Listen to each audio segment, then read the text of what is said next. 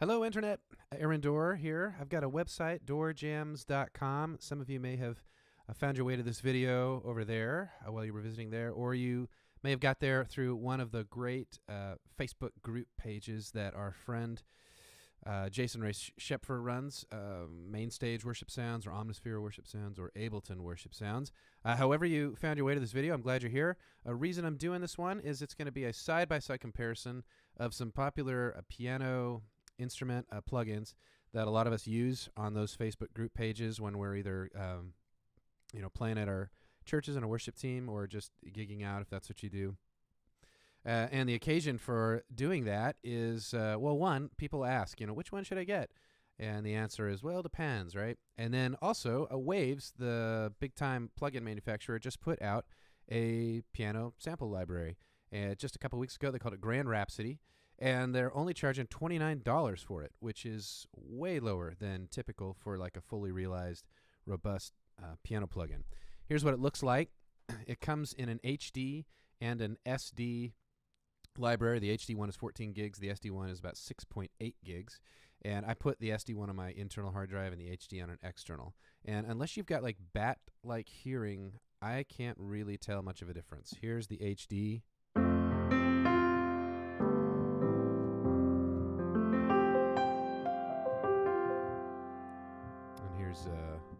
SD.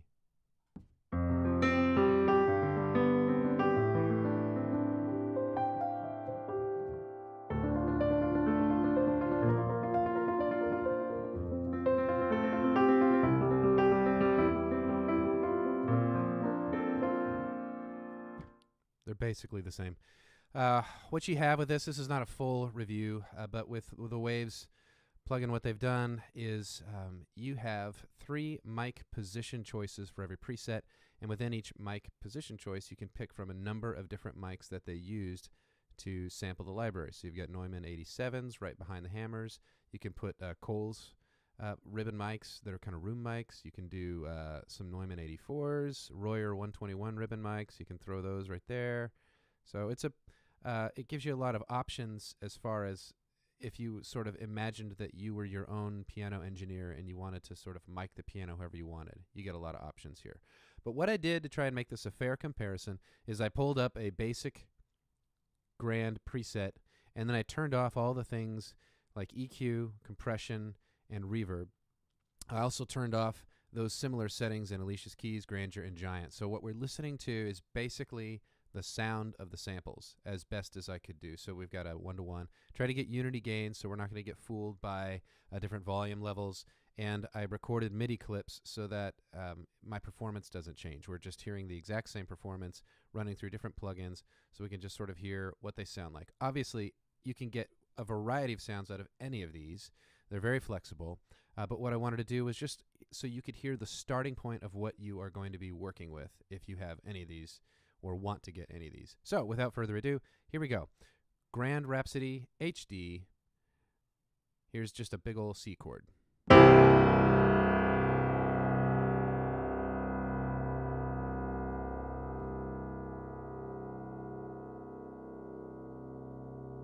right, we'll move on to SD now. And as you can hear, if I switch back and forth, I can't tell if there's really anything different.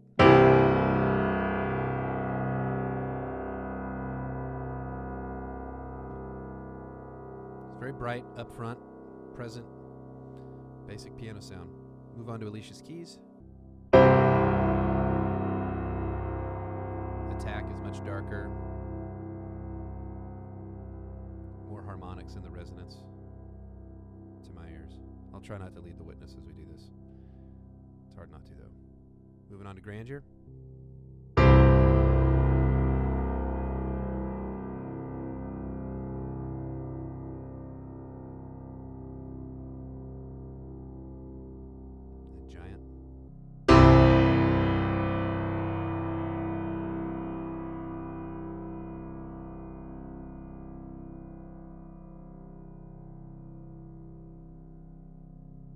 All right, next up, there's a little riff from a Christmas song I wrote a few years back, but it does a good job of kind of showcasing how good the piano library does at sympathetic resonance. There's just a lot of high, mid, kind of, I don't know, fairy dusty type of sound. So here we go.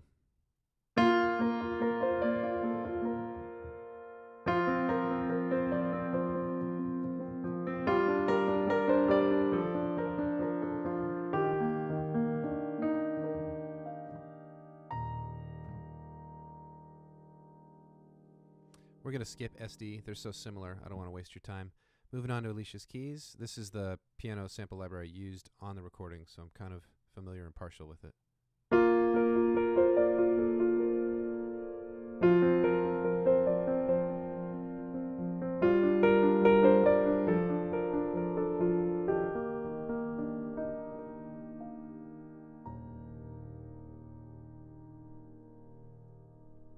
So to me, that one feels a little bit more like when you're sitting in front of a piano and the resonance of it just starts to wrap around you like a warm hug. The attack, obviously, is not nearly as clear. So if you're looking for more clarity, Alicia's Keys is not giving you that, at least from a stock level. You could probably EQ it up and get a little more of that.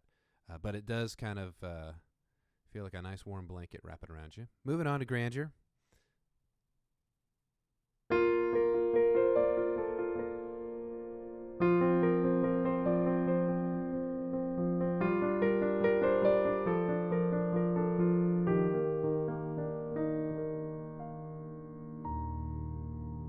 Love the low end on the Grandeur when you hit just a nice low velocity note. Just kind of blooms out of nowhere, like the note was born rather than played. All right, Giant, here we go.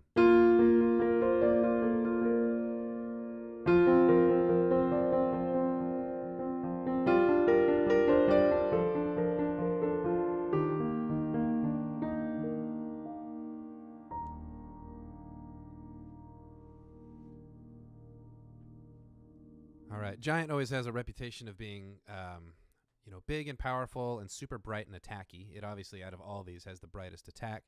But there's a lot of, there's a lot of resonance. There's a lot of stuff that you can get at a Giant. Don't sell itself short as a one-trick pony. Peter James, our friend and keyboard player for Hillsong Live and Hillsong Worship, he uses the Giant a lot, and he has some patch libraries that are available at multitracks.com. And it is crazy the different type of sound that he can get just out of Giant. You think it's just going to be bright and attacky, but he can make it dark and broody and all these kind of things. So anyway, moving on. High and Low. This is the chorus riff from Glorious Day, the Passion song. The reason I chose this one is it's a lot of us are probably going to be playing it, and it gives it shows the extremes, the highs and the lows at high velocity. Here we go with Grand Rhapsody.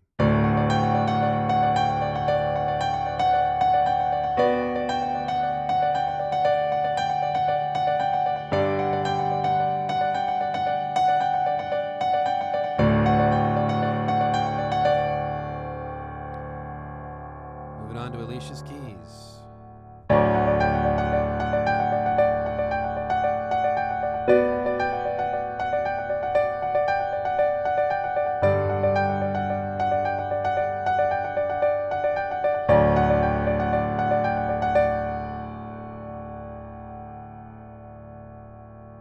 And out of the Grandeur.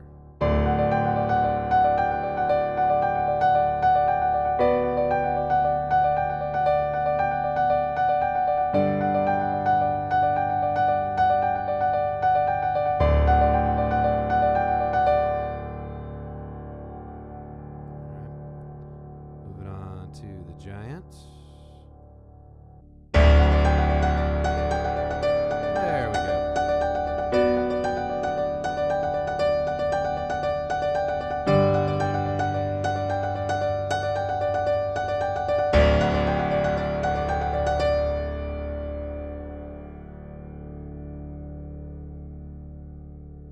Sorry for the poor timing on the performance. I didn't record any of these to click and didn't quantize anything, so I'm kind of shirking as I hear this.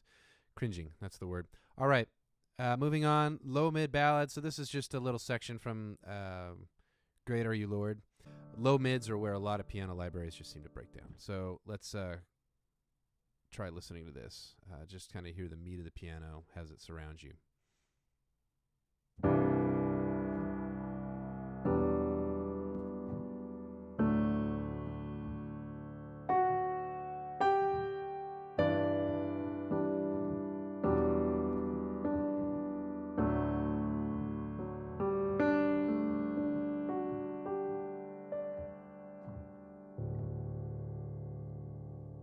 can hear a lot of the key and mechanical noise of the piano in that example. Waves did seem to make a lot of their presets have those louder. They kind of have them calibrated louder than the offerings from Native Instruments. You can turn them down. You can make them as loud or as quiet as you want, but it was just interesting that they've calibrated them to be a lot louder than others. Same section, Alicia's keys.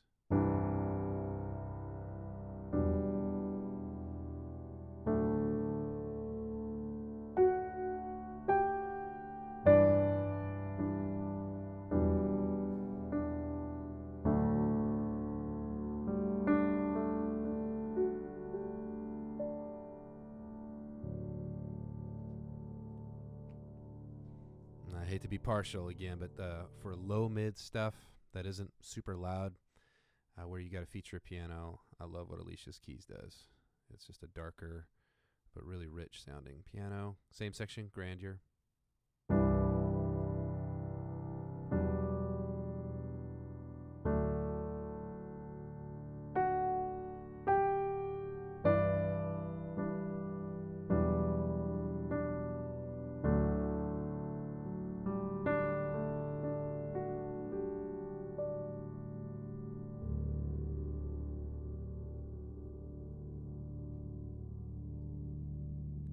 So great sympathetic resonance on Grandeur and Alicia's keys. Moving on to Giant.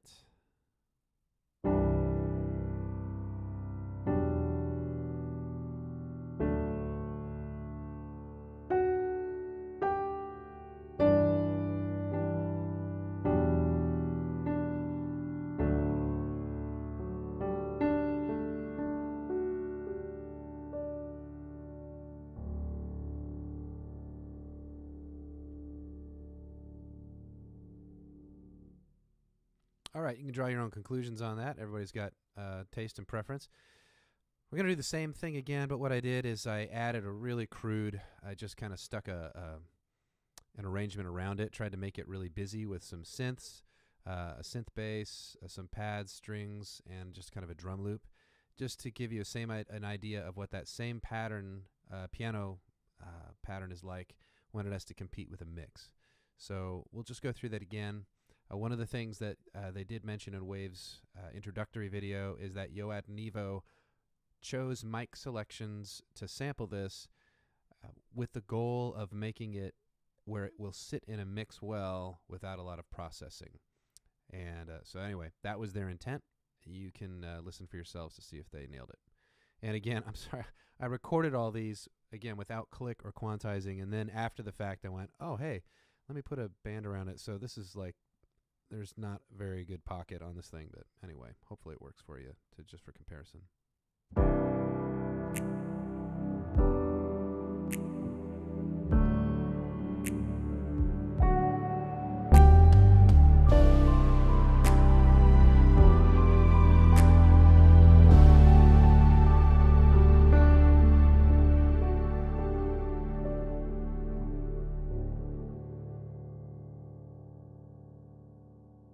I think they did a pretty good job of helping it to sit in a mix, but still you can hear it. Same section, Alicia's keys.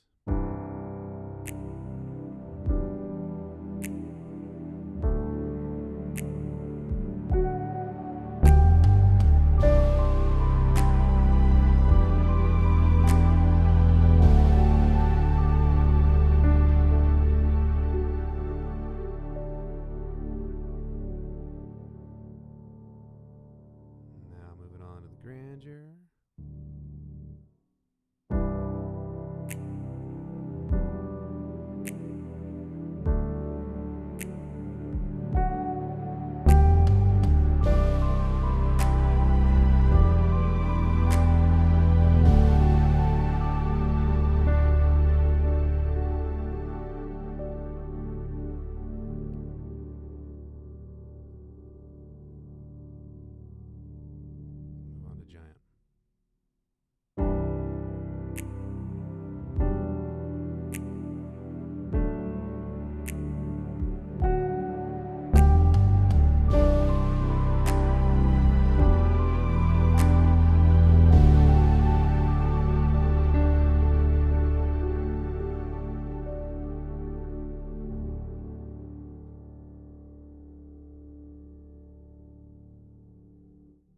So there you go. Thanks to I Want That Sound for the drum sounds and Omnisphere, the ever-capable plugin for everything else. All right, so in conclusion, should you get it? It's $29. It's not like it's a huge risk.